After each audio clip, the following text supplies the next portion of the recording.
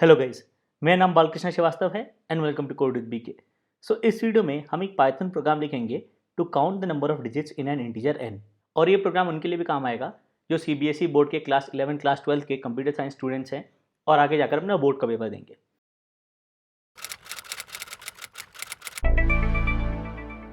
तो शुरू करने से पहले इट इज़ अ रिक्वेस्ट कि please please please please subscribe करेंगे मेरे चैनल को, क्योंकि मेरा चैनल नया है और आपका सपोर्ट बहुत बहुत बहुत ज़रूरी है मेरे लिए। So please please please please subscribe करिए मेरे चैनल को। तो चलिए शुरू करते हैं। तो हमको पता लगाना है the number of digits in an integer n, और हम ये सवाल दो तरीके से सॉल्व करेंगे। पहले हम स्ट्रिंग्स यूज़ करेंगे और दूसरे में वाइल लूप यूज़ करेंगे। तो सवाल क्लियर है, अगर इनपुट 100 है, इसमें 3 डिजिट है तो आउटपुट 3 होना चाहिए। इनपुट अगर 1 2 3 4 है, 4 डिजिट्स है इसमें, तो आउटपुट 4 होना चाहिए। ओके, तो हमारे पास दो फंक्शन टेम्पलेट्स है दो मेथड्स के लिए। पहले वाले केस में हम स्ट्रिंग यूज़ करके नंबर ऑफ डिजिट्स निकालेंगे, दूसरे वाले केस में हम वाइल लूप यूज़ करके नंबर ऑफ डिजिट्स निकालेंगे। ओके, और मेन में हमारे पास कुछ इंटीजर्स हैं, हर एक इंटीजर का हम नंबर ऑफ डिजिट्स निकालेंगे। ओके, दोनों फंक्शन यूज़ करके। तो सबसे पहले काउंट डिजिट्स 1 कंप्लीट करते हैं। तो स्ट्रिंग यूज़ करके बहुत सिंपल है, हम जो है n को कॉरिस्पॉन्डिंग स्ट्रिंग वैल्यू में कन्वर्ट कर देंगे। तो इससे होगा क्या कि अगर सपोज आपका n 100 है तो n str हो जाएगा 100 इंटू स्ट्रिंग फॉर्म, मतलब ऐसे। ओके, अब आप स्ट्रिंग का लेंथ निकाल लो जो कि number of digits in n हो जाएगा, तो आप सीधे सीधे रिटर्न कर सकते हो len of n str। Okay, simple सीधा 2 लाइन्स ऑफ कोड और हमेशा आपको याद रहेगा। ठीक है, ये मेथड याद रखिएगा। ऑलराइट, तो इसको चला के देखते हैं। ओके, तो वो number of digits in this is count digits 1, जो कि ये वाला फंक्शन यूज कर रहे हैं।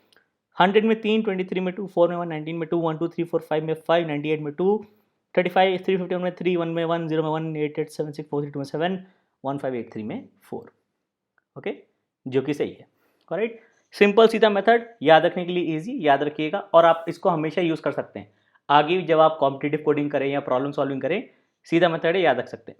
अब दूसरा मेथड जो है वो वाइल लूप यूज़ कर रहा है। मैं दूसरा मेथड इसलिए बता रहा हूँ कि कई बार होता है कि जब आपसे सवाल पूछा जाता है तो आपसे इंटरव्यूअर ऐसे पूछ सकता है कि चलो ये तो सीधा सीधा मेथड है, आप याद कर सकते हो, आप मुझे एक लूप में कॉन्सेप्चुअली यूज़ करके बताओ कि कैसे नंबर ऑफ डिजिट्स निकालोगे अगर आपके पास स्ट्रिंग डेटा टाइप नहीं है। जैसे सी प्रोग्रामिंग में होता है कि स्ट्रिंग डेटा टाइप नहीं होता है तो आपको बिना स्ट्रिंग के काम चलाना है। उन केसेस में ये वाइल लूप वाले जैसे मेथड्स काम आते हैं। इसलिए एक प्रॉब्लम को दो तरीके से देखना बहुत ज़रूरी है। ओके, तो वाइल लूप मेथड कैसे काम करता है, तो मैं एग्जांपल ले लेता हूँ 1 2 3 4 5। सपोज करिए वहाँ पास नंबर है, मैं आपसे पूछूंगा इसमें कितने डिजिट्स हैं, आप सीधे सीधे बता दोगे इसमें 5 है। बहुत इंट्यूटिव है, बहुत सिंपल है, सीधे सीधे देखा बता दिया। इस स्टेप को थोड़ा और ब्रेक डाउन करते हैं। 1 2 3 4 5 में 5 डिजिट्स इसलिए हैं क्योंकि आपने 5 निकाला, आपको बचा 1 2 3 4। आपने 4 निकाला, आपको बचा 1 2 3। आपने 3 निकाला, आपको बचा 1 2। आपने 2 निकाला, आपको बचा 1। आपने 1 निकाला, ओके, कुछ नहीं बचा। तो ये 5 बार आपने राइट मोस्ट डिजिट निकाला। 5 बार आपने राइट मोस्ट डिजिट निकाला, मतलब आपके पास 5 डिजिट है। ओके, तो जो राइट मोस्ट डिजिट होता है जिसको हम यूनिट डिजिट बोलते हैं, उसको हम जितनी बार नंबर से निकाल सकते हैं उतनी बार निकाल के काउंट करेंगे तो हमको नंबर ऑफ डिजिट्स मिल जाएंगे। 5 निकाला, 4 निकाला, 3 निकाला, 2 निकाला, 1 निकाला। ओके, तो यूनिट डिजिट कैसे निकालेंगे, हमको पता है a%10, जहाँ एक a इंटीजर होता है, returns the units digit. Okay, percent मतलब mod operator, a%b returns the remainder when a is divided by b। Okay, तो कोई भी इंटीजर को आप 10 से डिवाइड करोगे तो इसका जो रिमाइंडर आएगा वो यूनिट डिजिट होगा। कहने का मतलब ये है 1 2 3 10 हो गया 3। ओके, 1 2 3 जब 10 से डिवाइड होता है तो रिमाइंडर 3 है क्योंकि 10 12 या 120। सिमिलरली कोई और इंटीजर ले लीजिए, 45 10 हो गया 5। ओके, 10 4 या 40, रिमाइंडर 5। ओके, तो %10 से हम लास्ट डिजिट निकाल सकते हैं। ओके, पहला पॉइंट तो हो गया हमारा। Okay, use %10 to extract the last digit.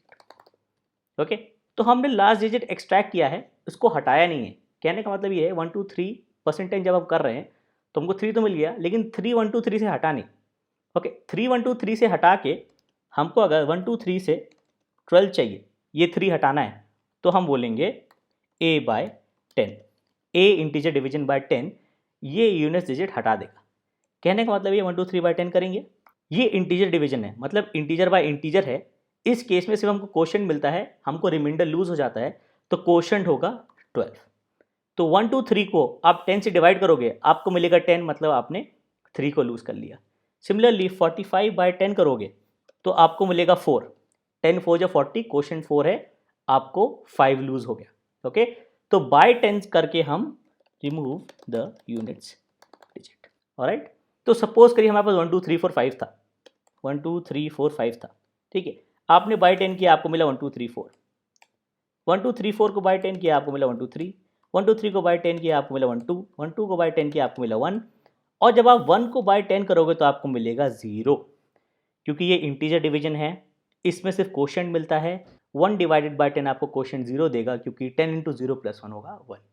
Okay, तो यही चीज़ हम कोड करेंगे, हम n को 10 से डिवाइड करते जाएंगे जब तक वो 0 नहीं हो जाता, और हर एक डिवीजन में हम नंबर ऑफ डिजिट्स इंक्रीज करेंगे, क्योंकि हर बार जब भी हम डिवाइड बाय 10 कर रहे हैं हम एक यूनिट डिजिट हटा रहे हैं।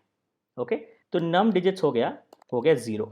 हमारी कंडीशन ये है कि n जब तक 0 नहीं होता तब तक बाय 10 करते जाओ, तो while n is not equal to 0, जब तक 0 नहीं होता n equal to n integer division by 10। Python में इंटीजर डिवीजन करने के लिए 2 स्लैश लगाने पड़ते हैं, सिंगल स्लैश लगाएंगे तो आपको फ्लोट वैल्यू मिलेगी। ओके, हमको इंटीजर डिवीजन करना है तो 2 स्लैश। ओके, और हर केस में num digits plus equal to 1।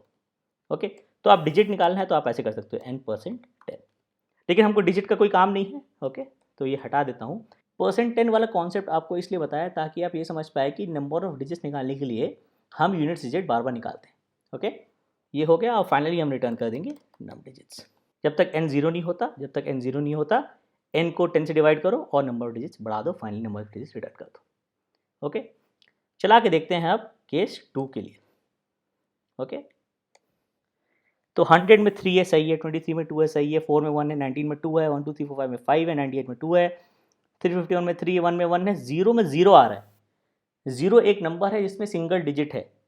ऐसा इसलिए हो रहा है कि जब n 0 है, n 0 है तो ये कंडीशन फॉल्स है, मतलब 0 नॉट इक्वल टू 0 फॉल्स हो गया। n 0 है, ये कंडीशन फॉल्स है, ये लूप कभी नहीं चला, नम डिजिट 0 रहा तो नम डिजिट्स 0 रिटर्न हो गया, तो 0 के लिए रिटर्न वैल्यू 0 आ रही है। तो हम एक सेपरेट केस ले लेंगे, 0 रिटर्न 1, ठीक है, कि अगर n 0 है तो हम 1 रिटर्न कर देंगे। अब चला के देखते हैं, तो 100 3 23 2 4 1 19 2 1 2 3 5 98 2 351 3 1 is 1 0 is 1, ये 7 1 8 5 3 8 4।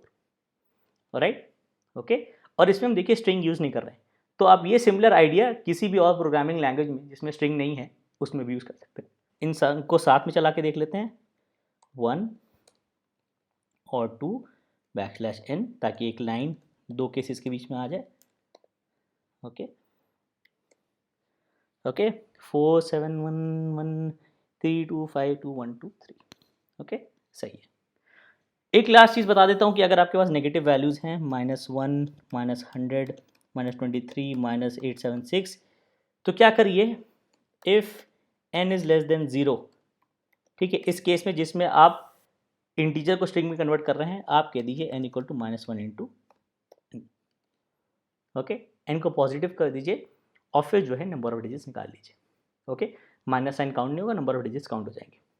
सेम चीज़ आप यहाँ पे भी कर सकते हैं 0 वाले केस के बाद। ओके, तो नेगेटिव केसेस ऐड करती हैं, इनको चला के देखते हैं। ओके, -876 में 3 -3 में 2 -100 में 3 -1 में 1, बाकी सब सेम है। ओके, ऑलराइट, तो ये था method to count the number of digits in an integer. Simple सा कोड है, सीधा सा सवाल है, लेकिन ये समझना ज़रूरी है। ओके, क्योंकि ये तो 2 लाइन का कोड है। ओके, ये आपको ध्यान तभी रहेगा जब आप कॉन्सेप्ट समझ पाओगे। तो कई बार ऐसा होता है कि इंटरव्यू के सवाल में आपसे ऐसे सवाल पूछते हैं, तो आपको जो सीधा सीधा याद होता है वो आप बता देते हो, फिर वो बोलते हैं कि चलो स्ट्रिंग डेटा टाइप नहीं है या फिर दूसरे तरीके से करके बताओ, तब आपको कॉन्सेप्ट याद होना चाहिए। ओके, इसलिए ये ज़रूरी होता है। राइट, तो आई होप ये वीडियो हेल्पफुल था, आपको अच्छा लगा, प्लीज़ सब्सक्राइब करिएगा मेरे चैनल को। और अगर आपको इस वीडियो में कुछ अच्छा नहीं लगा तो सिर्फ डिसलाइक बटन मत दबाइएगा, कमेंट्स में भी बताइएगा कि आपको क्या अच्छा नहीं लगा, ताकि मैं अपने आने वाले वीडियोस में इंप्रूव कर पाऊँ। और आप कमेंट में ये भी बता सकते हैं कि आप मुझे कोई क्वेश्चन सॉल्व करवाना चाहते हैं या फिर कोई कॉन्सेप्ट डिस्कस करवाना चाहते हैं। Thank you.